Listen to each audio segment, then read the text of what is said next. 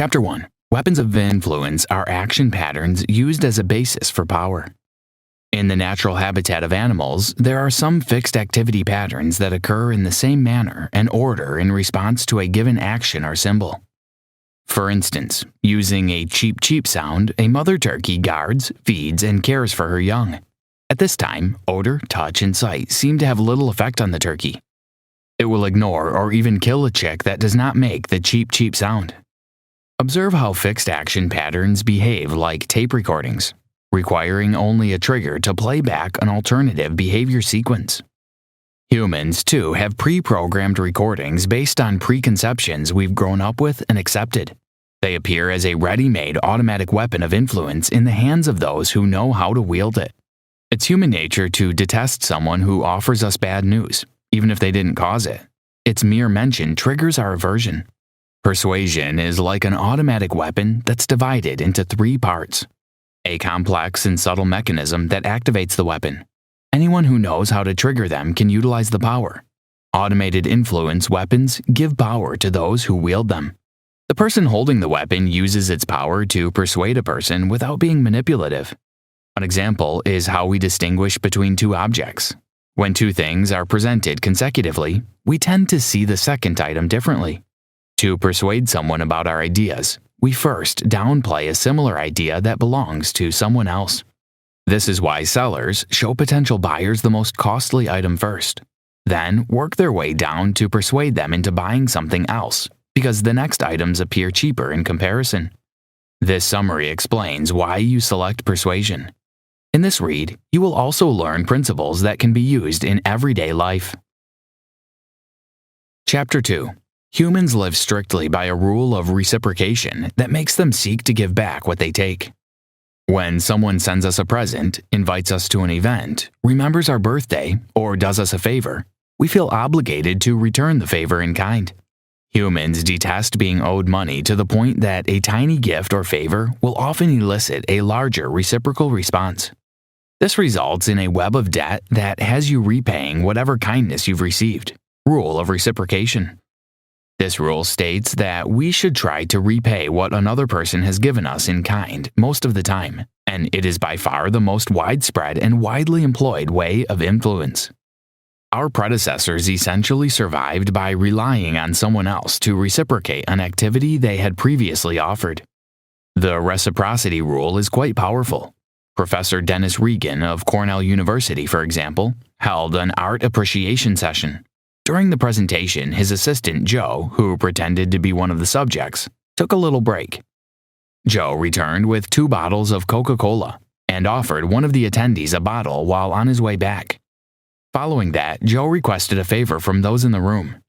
The assistant mentioned that he was selling raffle tickets and that if he sold the most, he would win a prize of $50. Even while some of the people there bought more tickets, those who received the Coca-Cola were more likely to return the favor and ended up purchasing significantly more tickets. A well-known human behavior principle takes that asking for a favor with a reason increases success. People like reasons for their actions. The reciprocity rule is so powerful that it overshadows the influence of other factors, such as liking someone. We should always be on the lookout for other people who may be using this against us and avoid falling into the trap. We need to prevent the activation of reciprocation as a persuasion tactic in order to nullify its effect. We can't be trapped in the requester's schemes if we don't enable them to use force against us in the first place. Chapter 3. When we get people to pledge to something, they do everything to be consistent with that commitment. It will be easier to make decisions if someone has accepted to do something with the hopes of being consistent. Commitment most likely explains why writing down our objectives and desires increases our likelihood of sticking to them and taking action to accomplish them. Persons who go through a great deal of trouble or pain to attain something tend to value it more highly than persons who attain the same thing with a minimum of effort. Robert B. Cialdini. To prove the assertion above, psychologist Thomas Moriarty conducted an experiment on the beach. In 2 different scenarios, a volunteer was asked to go to a beach. After laying down on a beach with a radio and some clothes, and with many other people nearby, the experimenter got up and went away for a few minutes. In the first scenario, he told a group of people to watch over his belongings. In the second scenario, he didn't. The outcomes were radically different in two different cases. We can convince others to do what we want by appealing to their moral standards. When another experimenter, masquerading as a robber, attempted to steal the radio and clothes in the first instance, the people around him took action to save the goods. In the other scenario, however, when the robber arrived, he was utterly disregarded by the people and allowed to take away the volunteers' possessions. The research showed that merely getting people's verbal commitment might persuade them to take action to protect you. Chapter 4. When it comes to influencing others, the concept of like is very powerful. It is true that when a product is recommended to us by a friend or a celebrity we like, we are more inclined to purchase it. How the liking concept works is explained in more detail in the next section. We like to do virtually everything we do in life with people that we like and who we enjoy being in the company of. This is why companies employ well-known celebrities or singers to endorse their goods in commercials. As a result of the ease with which customers warm up to them, sales or demand for the service or product provided will grow. To assist someone like us, the following 5 factors are needed. Physical attractiveness. Good looks might indicate other positive characteristics such as honesty, humor, and trustworthiness. Similarity.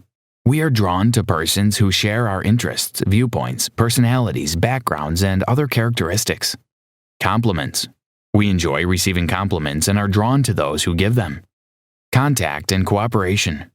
When we collaborate with others to achieve a common goal, we feel more at ease. Conditioning and association. We enjoy looking at models, and as a result, we establish relationships or links between each previous and subsequent car. User experience is about creating an aura of likeliness for the user with your product or service. If a user likes your interface or product, they will surely prefer to use it over its alternatives.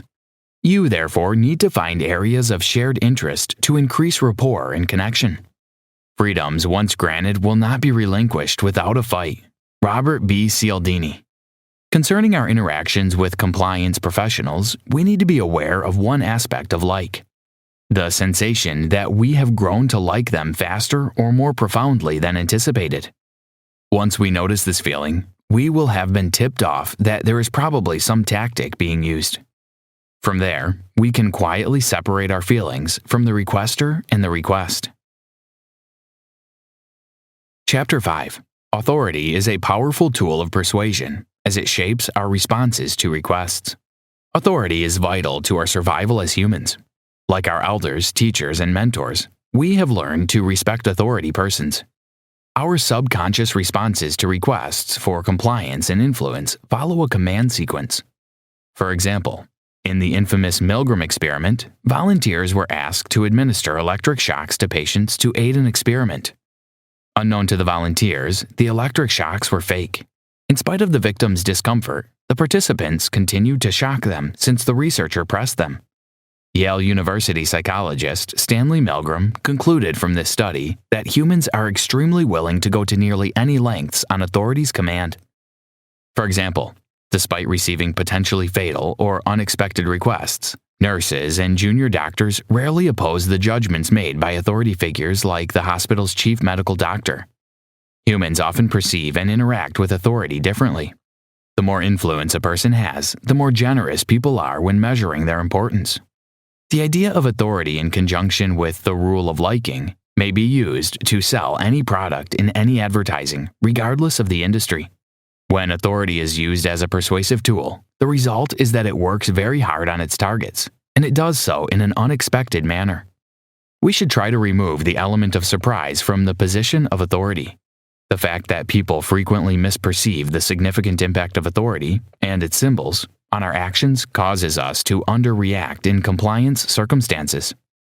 An increased awareness of authority power is thus a basic protection against this issue. The benefit of this insight is a suitably cautious approach to circumstances involving authority influence attempts. Understanding how authority works will help you fight it. The trick is to know when to follow authority and when to go against it. Did you know, according to a collective bias study of 14,000 U.S. respondents in 2016, 70% of millennial buyers are influenced by peer recommendations. Chapter 6. The principle of scarcity leverages the fact that people are more drawn to what they are almost losing. We are more likely to act if we fear we will lose something than gain something. When pitching a sale, it's better to state what we'll lose than what we'll gain. We've all heard on travel websites about the scarcity of tickets when trying to book airline tickets. This message reinforces the scarcity mentality and is still there after a few days. To avoid losing the product forever, some websites use this slogan to instill urgency in their customers. People seem to be more motivated by the thought of losing something than by the thought of gaining something to equal value. Robert B. Cialdini. We think something is more valuable or important if it is scarce. A rare item is more desired than a common one. The rarity of an item determines its price, and the rarer an item is, the more expensive it is. In high-pressure situations like an auction, purchasers dread losing out to another bidder. Our competitors bid, making it scarcer, so we like it more and are prepared to pay more for it, even if it isn't worth it. It's also a psychological fact that we want something more if we think we can't get it. To make money or increase sales, compliance experts have used this approach for years. Instead of rarity, we should consider utility while purchasing items. If something isn't useful to us, it isn't scarce. Design concepts also use this approach to sway potential clients' decisions. Many e-commerce websites show the number of views and the limited quantity of a product to create a sense of competitiveness and desire. That's a key understanding. The thrill is in owning a rare commodity, not in experiencing it. It's vital not to mix them together. Whenever we face the scarcity pressures of an object, we must also be definite about what we want from it. It's also fine if we want it for the social, economic, or psychological benefits of owning something unique. But if the answer indicates shortage, let it go. Things become more precious to us when they are less readily accessible for use by other people. Because we don't desire anything only for its monetary worth, but also for its utilitarian value, we should remember that scarcity does not make things taste, feel, sound, ride, or function better. Rather, it makes them more expensive. Conclusion. Now that you have finished with this summary, you should understand how compliance professionals can sell you their ideas. Also, you have been exposed to the rules of persuasion and how to access the powers. In the application to your business, it is all about reaching out to your users through your design or product. Your approach is very vital in how your product or service is perceived. For starters, we seem to believe that if a large number of others are doing the same thing, they must know something we don't know about. This is untrue. It is possible to do the same things others are doing and be successful, as long as you have a working business model. Reciprocity is a guideline that should be understood and used well. Consistently use authority and scarcity concepts, while remembering the need of commitment, consistency, likability, and social evidence as successful tools. When you use a mix of one or more of the weapons of influence, you should be more than capable of managing or increasing your business operations. Usually, when we ask someone to do us a favor, it will be more successful if we provide a compelling reason for doing so.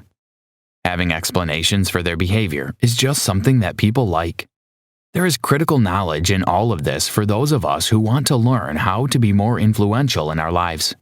The process by which the greatest persuaders become the finest is via the act of preparing receivers to be receptive to a message before they encounter it.